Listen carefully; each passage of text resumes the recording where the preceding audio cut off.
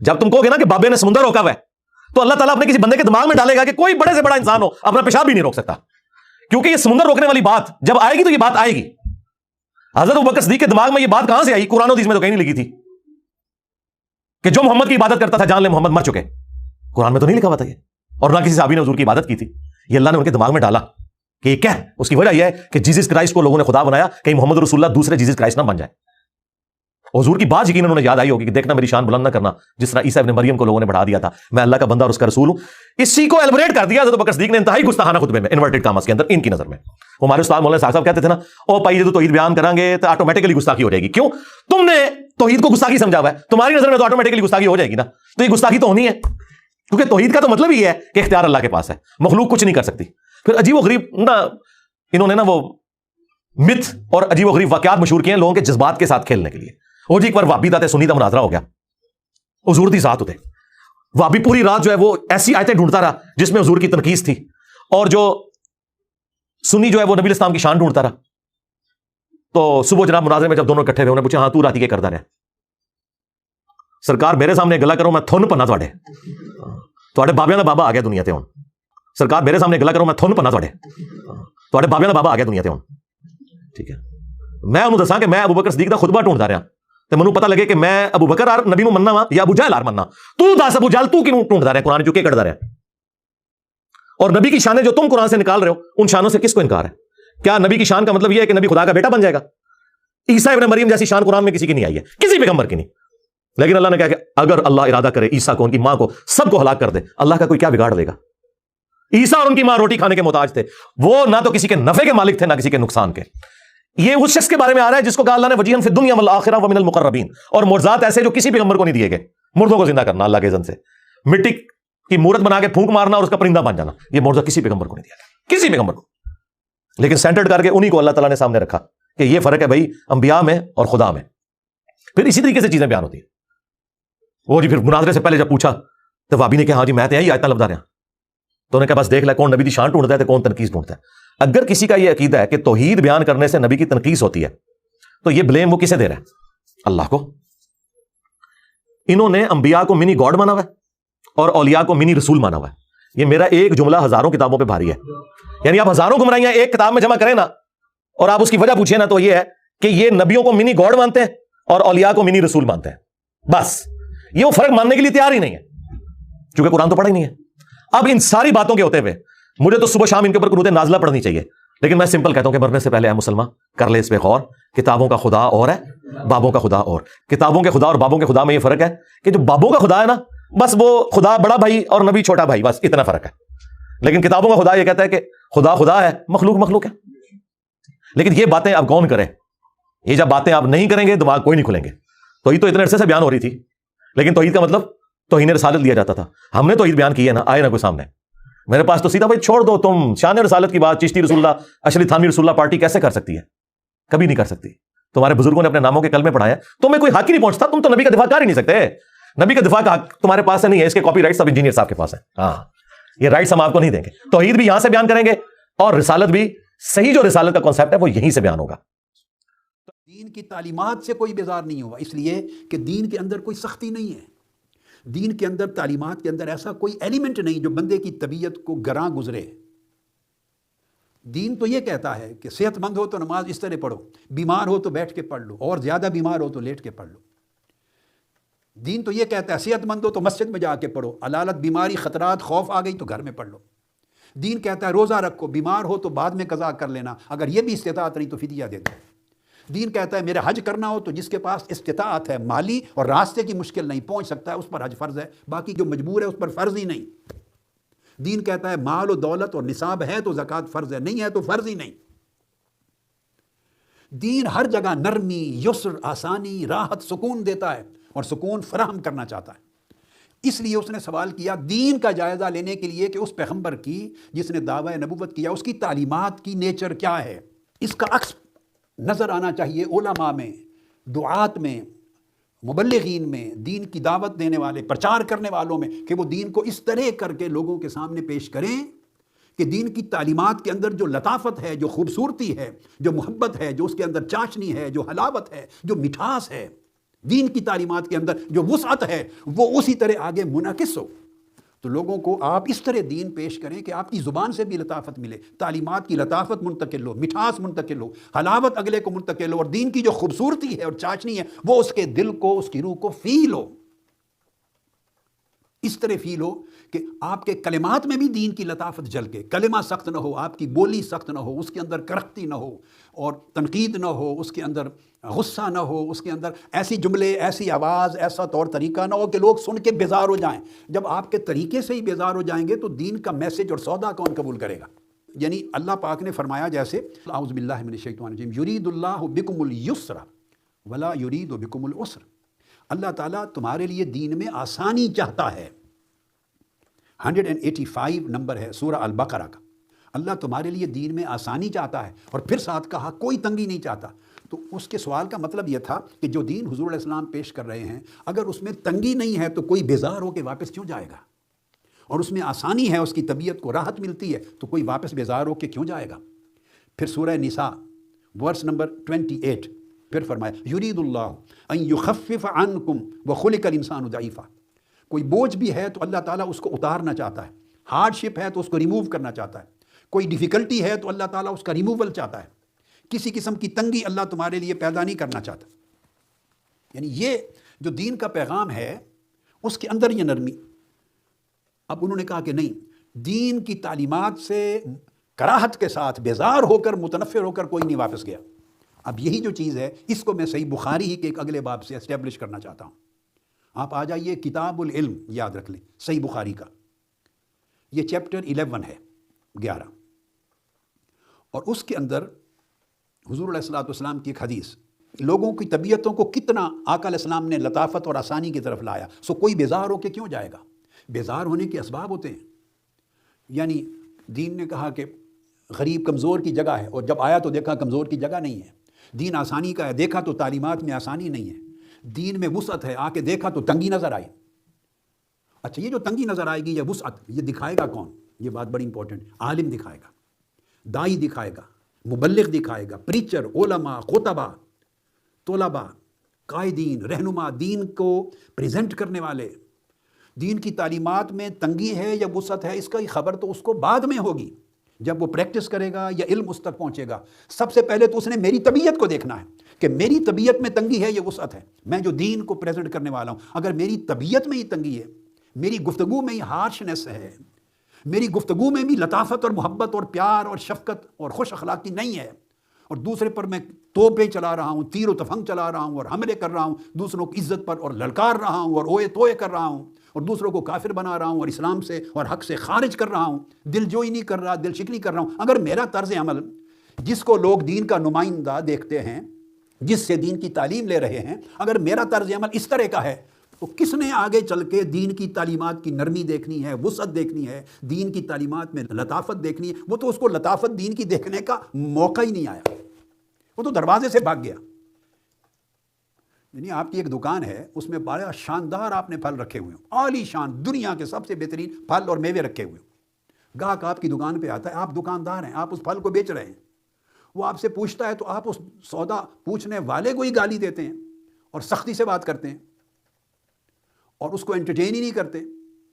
اس کو ویلکم ہی نہیں کرتے. آپ کی طبیعت ہی ویلکمنگ نہیں ہے، آپ کے جملے ویلکمنگ نہیں ہیں. وہ خریدنے آیا، وہ کیا خریدے گا؟ خریدے گا تو پتہ چلے گا سیب کیسا ہے، آم کیسا ہے، انگور کیسے ہیں، پھل کیسے ہیں. بھائی کوئی کھائے گا تو پتہ چلے گا. اس کو تو سودا بیچنے والے نے ہی متنفر کر کے بھگا دیا. یہ رسپانسبلٹی ہے، پیغمبروں کی یہ شان ہے. وہ ان چیزوں پر کویسچن کر رہا ہے کیسر روم، اور دیکھ رہا ہے پیغمبر کی زبان میں لطافت ہے یا نہیں. جب لوگ اس کے قریب آتے ہیں تو دور سے ممکن ہے وہ سن کے آئے ہوں کہ بڑا لطیف ہے، بڑا رحیم ہے، بڑا رؤوف ہے، بڑا کریم ہے، بڑا جواد ہے، بڑا شفیق ہے، خوبیاں سن کے آئے ہوں، مگر قریب آ کے دیکھا تو تلخی نظر آئی. مثال کے طور پہ میں ایک بچے کو کہوں گا اس انداز کے ساتھ، اوے نرمی نال گل کیتی کر، اوے خبردار اونچی آواز نال گل نہ کیتی کر، نرم بولا کرو. بچے کو جب آپ خود بولیں گے اس انداز کے ساتھ تو اس نے خاک نرمی کا سبق لینا ہے. بچے کو کہیں گے جا اس کو 10 دے میرا والد گھر نہیں ہے، تو جب آپ جھوٹ بولیں گے تو اس نے سچائی کا سبق کہاں سے لینا ہے؟ جب آپ کی زبان لب و لہجے میں نفرت جھلکے گی، اس نے محبت کا درس کہاں سے لینا ہے؟ جب آپ کی زبان میں تان تشکنی اور چیلنج جھلکے گا، اس نے نرمی اور عفو و درگزر اور تواضع انکساری، اس کا درس کہاں سے لینا ہے؟ فروتنی کا درس کہاں سے لینا ہے؟ تو بیسک بات سمجھنے والی یہ ہے کہ دین کے اندر کراہت ہے یا لطافت ہے، محبت ہے یا معاذ اللہ نفرت ہے، یہ ساری خوبیاں بعد میں پتہ چلتی ہیں۔ پہلے سودا بیچنے والے کو وہ دیکھے گا، جو دین کا نمائندہ ہے، جو دین کی ایک علامت ہے، سمبل ہے ہمارے معاشرے میں۔ دیکھو پولیٹیشین پولیٹکس کا سمبل ہوتے ہیں، تاجر لوگ اور ان کا طرز عمل تجارت کا سمبل ہوتا ہے، علماء واعظین وہ علم کا، دین کا سمبل ہوتے ہیں، اساتذہ علم کا سمبل ہوتے ہیں۔ جس آدمی کے پاس جو اسپیشلٹی ہے، جس کو وہ بیچتا ہے، جس کو وہ لوگوں تک سودا پہنچاتا ہے، جس کو وہ تبلیغ کرتا ہے، وہ سب سے پہلے لوگ اس تعلیم سے پہلے اس عالم اور معلم کو دیکھتے ہیں، تعلیم سے پہلے معلم کو دیکھتے ہیں، تدریس سے پہلے مدرس کو دیکھتے ہیں، تربیت سے پہلے مربی کو دیکھتے ہیں کہ وہ کس طریقے سے یہ ڈیل کر رہا ہے۔ اگر وہیں اسی سطح پہ انسان متنفر ہو گیا، باغی ہو گیا اور بھاگ گیا، مایوس ہو گیا، تو اس نے تو آگے دین کی تعلیم کو پوری زندگی میں پلٹ کے ہی نہیں آئے گا۔ بڑی پرانی بات ہے، میرا ایک زمانہ ہے طالب علمی تھا، یہ 1972-73 کی بات بتا رہا ہوں، 1972-1973۔ ایک کلاس فیلو تھا میرا، لاء کر رہے تھے جب ہم ماسٹرز کے بعد، تو وہ کسی وجہ سے جیسے دہریہ آپ کہتے ہیں سیکولر ہو گیا تھا، دین پر اس کا عقیدہ اعتماد اور عقیدہ ختم ہو گیا تھا۔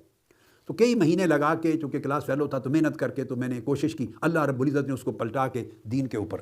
لے آیا، ایمان اس کا بحال ہو گیا اور اس نے پھر اپنے آپ کو مسلمان بنایا، نماز شروع کر دی، اور اتنا ذوق شوق بڑا کہ اس نے کہا کہ مجھے کسی اور عالم کے پاس لے جائیں، میں روزانہ شام کو کچھ وقت نکال کے دین کا سبق بھی لینا چاہتا ہوں۔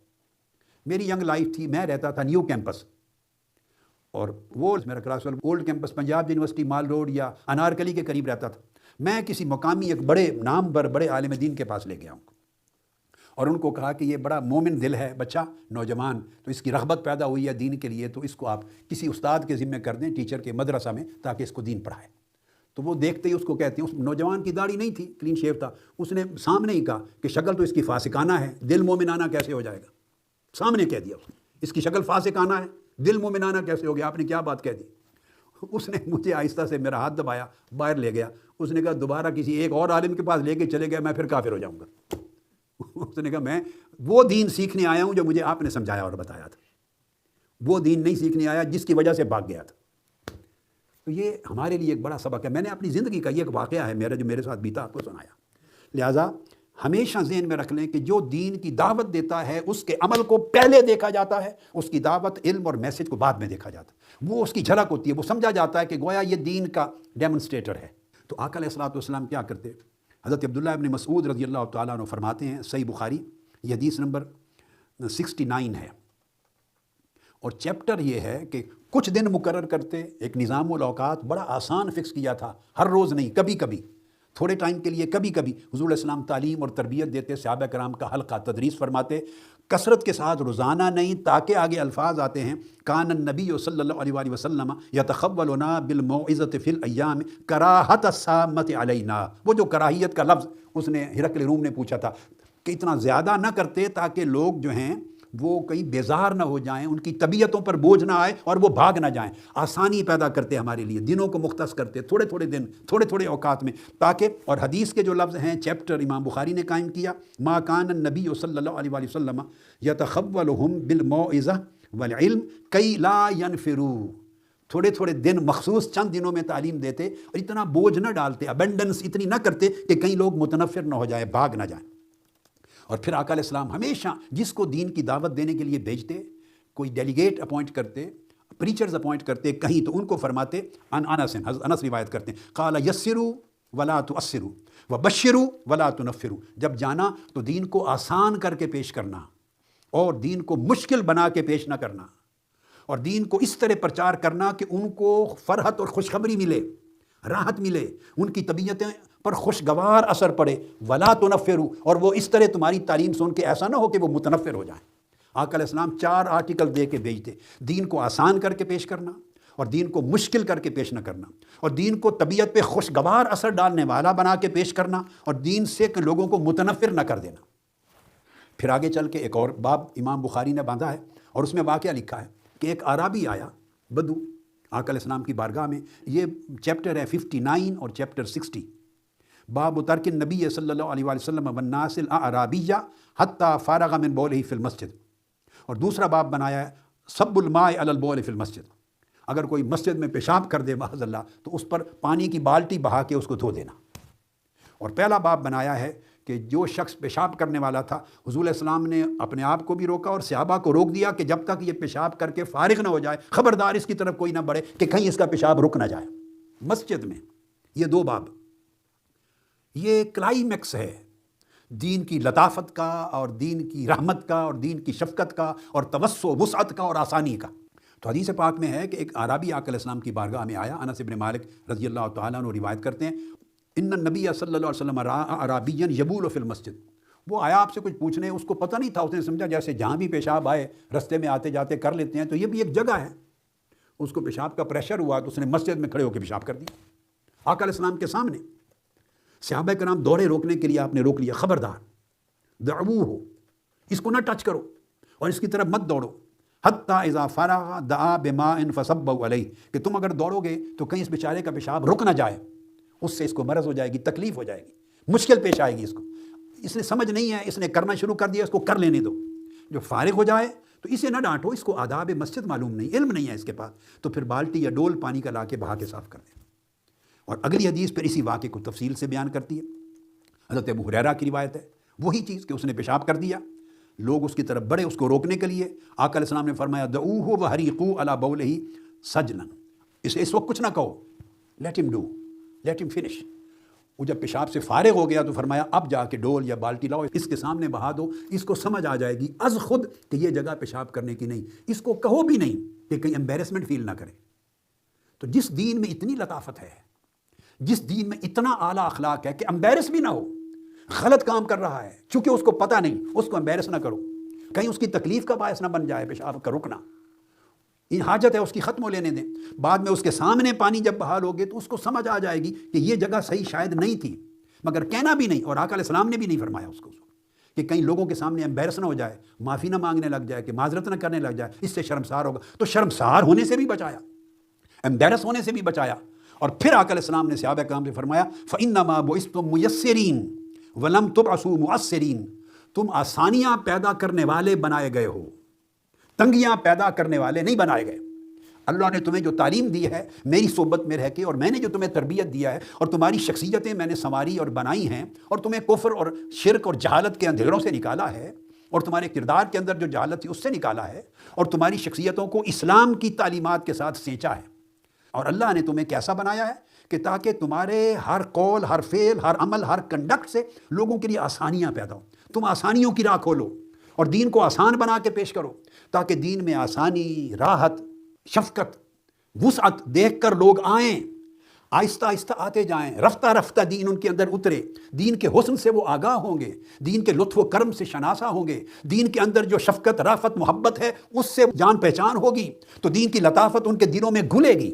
دین کی لطافت، دین کی رحمت، دین کی محبت، دین کی شفقت، دین کی نرمی ان کے دلوں میں رچ بس جائے گی۔ جب دل ان کے لطف آشنا ہوں گے، دین کی شفقت و محبت کا مزہ آئے گا، لطف آشنا ہوں گے، جیسے آپ پانی پیتے ہیں یا شربت پیتے ہیں یا افطار کے وقت کوئی اپنا پسندیدہ جوس پیتے ہیں تو اس کا جو ذائقہ آتا ہے آپ کو ایک لذت آتی ہے، اس کی حلاوت، ہاں دین کی وہ لذت اور حلاوت لوگوں کے اندر اتارو،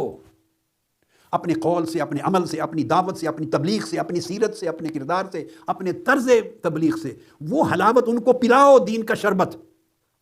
ان کے اندر مٹھاس اترے، دین کی ٹھنڈک اترے، وہ دین کی قدر و قیمت سے واقف ہوں، اور جب وہ اتر جائے گی پھر وہ ایک سٹیج رفتہ رفتہ ایسی آ جائے گی کہ کوئی ان کو جان سے مار بھی دے گا تب بھی دین نہیں چھوڑیں گے، وہ ایمان ان کے اندر رچ بس جائے گا۔ مگر جن کے اندر ایمان رچا بسا نہیں ہے اور وہ رغبت رکھتے ہیں، سننا چاہتے ہیں، سمجھنا چاہتے ہیں، پھر فیصلہ کریں گے کہ میں دین کی طرف کتنا آؤں اور کتنا نہ آؤں، تو اتنے میں اگر چنگاری بھڑکا دیں گے اور فتوے لگا دیں اور نفرت آمیز گفتگو کریں اور سختیاں دکھائیں اور جلال دکھائیں، غصے دکھائیں، ایک دوسرے کے خلاف تفرقہ اور دھڑے بندی اور ایک دوسرے پر طعن و تشنیع اور تہمت اور الزام کا ماحول دکھائیں، تو وہ تو یہی بھڑکتی آگ دیکھ کر جس کی رغبت ہونے لگی تھی وہیں سے بھاگ جائے گا۔ ہم تو اس معاشرے میں ہیں کہ آج دین کی قدروں سے معاشرے خالی ہو گئے ہیں، اس لیے آقا نے فرمایا تنگ کر کے دین کو اپنے قول اور عمل کے ذریعے پیش نہ کرو، یعنی صحابہ کو کہا وَلَمْ تُبْعَثُوا مُؤَثِّرِينَ، تم مؤثر نہ بنو، میسر بنو، یعنی تمہارے طرز عمل سے اور تمہاری دعوت و تبلیغ سے اور تمہارے قول و فعل سے آسانی جھلکے، سختی اور تنگی نہ جھلکے۔ تو یہ آقا علیہ الصلوۃ والسلام کی سیرت طیبہ کا بڑا ایک عظیم پہلو تھا جو اس حدیث کے ذریعے آج سامنے آیا کہ تو ابو سفیان نے اس وقت اعتراف کیا کہ نہیں، ہم بے شک دشمن ہیں، مخالف ہیں، مگر ایک بات ہے، جو کمزور جا رہے ہیں تو ان کو کوئی سہارا نظر آتا ہے، ہوپ نظر آتی ہے تو جا رہے ہیں، اور پلٹتا کوئی نہیں دین سے متنفر ہو کر، کیونکہ انہیں حلاوت ملتی ہے، کچھ لذت اور کچھ کیفیت ملتی ہے، اور جب ایمان ان کے اندر رچ بس جاتا ہے تو بھلے پتھر رکھ کے ان کو ذبح کر دو، تلواریں چلا دو، ان کے جسموں کے ٹکڑے کر دو، تو وہ بلال حبشی کی طرح احد احد کے نعرے بلند کرتے ہیں، دین سے پلٹ کر واپس کوئی نہیں آتا متنفر ہو کر۔ یہ خوبی ہے، یہ اس شخص نے بھی اس وقت اعتراف کیا جو اس وقت دین کا دشمن تھا اور خود مسلمان نہیں ہوا تھا۔ تو یہاں پر آج کی نشست ختم کرتے ہیں، اس کے بعد اسی حدیث کا مضمون انشاءاللہ تعالی اگلی نشست میں جاری ہوگا، اور اگلی نشست میں اس کو ختم کرتے ہی ساتھ پھر میں مسند احمد بن حنبل کی ایک اور حدیث پیش کروں گا، جس میں حضرت عبداللہ بن جعفر اسی طرح کی شہادت دیتے ہیں حبشہ میں نجاشی کے دربار میں آقا اسلام کی سیرت طیبہ اور تعلیمات پر۔ اس کا بیان انشاءاللہ اگلی نشست میں کریں گے۔ والسلام علیکم ورحمۃ اللہ وبرکاتہ۔ سب سے پہلے نئی ویڈیوز کو حاصل کرنے کے لیے شیخ الاسلام ڈاکٹر محمد طاہر القادری کے آفیشیل یوٹیوب چینل کو سبسکرائب کریں اور بیل آئیکن کلک کریں۔